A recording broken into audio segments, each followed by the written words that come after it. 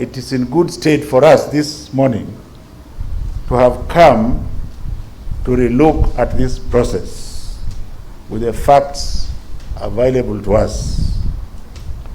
And therefore we have looked at all aspects, starting from universities and tertiary colleges, TVETs and TTCs, secondary school sector, primary school sector and the pre-primary school sector. And we as stakeholders have come to a consensus that indeed it is time to relook, because the doctor has told you the curve is flattening. I have said in the past that social distancing in our public schools is going to remain a challenge. I've also said that there are certain things we are doing about getting masks at the very worst for the vulnerable and the less fortunate children.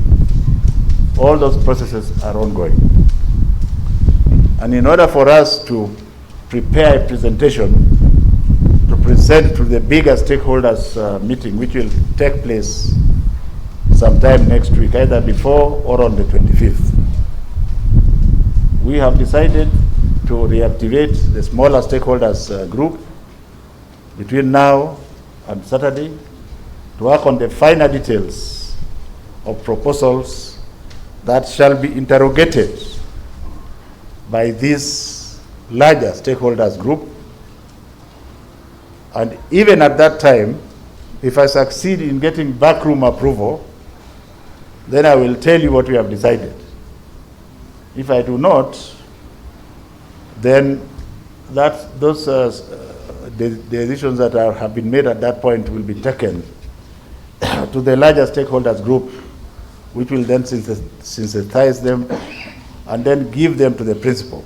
BOM teachers should actually now have been paid, the bona fide ones. And I have said that many, many times. The cabinet and the government approved their payment over 6 weeks ago, and that position has not changed.